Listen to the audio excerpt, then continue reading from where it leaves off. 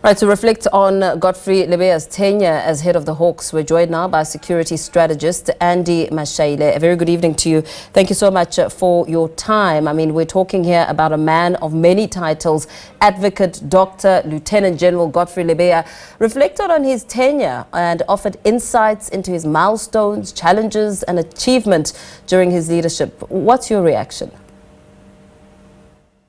A stickler for detail. A man of less words and great results.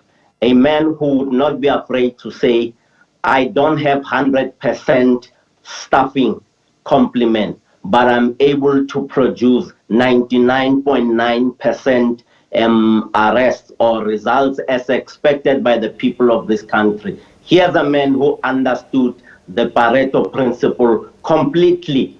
20% effort, 80% results. I have had a privilege of working with General Lebeya.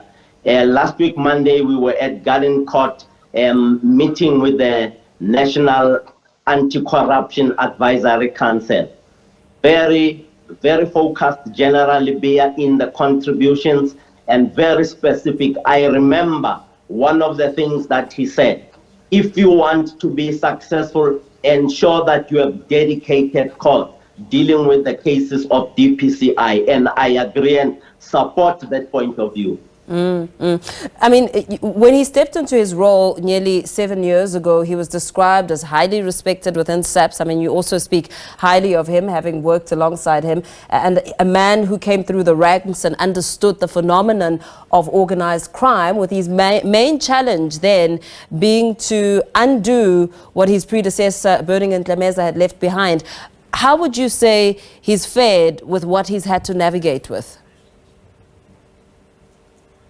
Because he is a man of incorruptible character, a man who focuses on the job, a man who has had to make sure that the personal integrity that he carries around transferred into the organization and the various specific units that have been established to deal with crimes. That made a huge difference between him and many others that came through. For the fact that he is one of the first national heads to finish his term in office, says a lot about his integrity, says a lot about his systemic strength as well as opportunities, and being able to read the threats out there from transnational organized crime syndicates, economic predators. He was really a head bird, like I used to call him, the big bird of prey, hunting down the little birds of prey, and he has done so successfully. For him to be able to register 17,000 plus arrests and get a conviction rate of 4,000 plus, is a huge fella in his cap. And General, wherever you are, I take my hat off to you and your team. In his parting shot, we heard him recommend that part of the improvement plan for the SABC should include matters like capitalizing the DPCI to achieve a 100% human resource capacity. He also said that can only happen with a financial boost. So he requested financial resources to achieve this, and also to continue work on the acquisition of modern tools of trade. How essential is this as Lebeya, parts and talks about some of the challenges of his tenure and the best ways to navigate around them? You and I will agree that we are living in an evolving technology environment and era.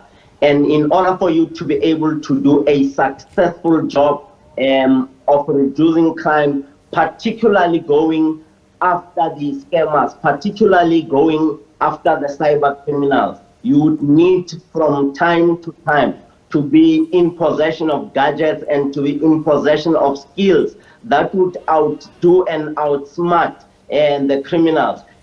Ordinary criminals take 7 days to manufacture a modus operandi of a new modus operandi. But in the cyberspace, 24 hours is a long period. Every 8 hours, cyber criminals come with a new method. Like you and I have seen the arrival of artificial intelligence, generative intelligence, as well as the deep fakes that we have seen. So this suggests, amongst others, things that have led to the death of my wonderful and beautiful sister, may her soul rest in peace, Olerato, to be serving on the net, whilst on the other side you have a criminal. Now, for us to be able to identify that criminal, we would need to have algorithms and artificial intelligence applications that will help people like General Lebeya's unit post his operation.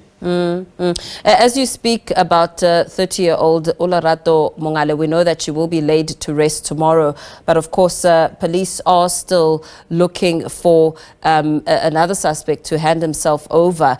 What are your thoughts on the manner in which this case has been handled by the police as they try to bring it to book and hold those responsible accountable?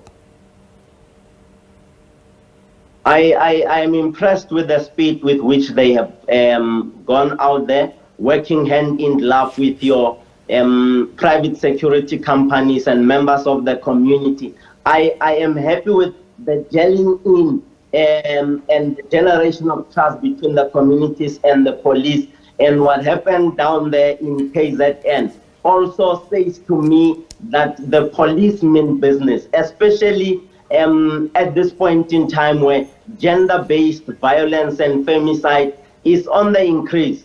Us as men have a responsibility to ensure that when we know of men who are doing what these gentlemen are alleged to have been doing or perpetrated, we have a responsibility to ensure that your law enforcement agencies, your station commander, your provincial commissioner, if you don't want to speak to the ordinary police on the ground, speak to those that you trust, for you to be able to ensure that you share intelligence and the bad actors are taken down. Very well. Thank you so much for your time, Dr. Mashaile. Speaking there to security strategist Andy Mashaile.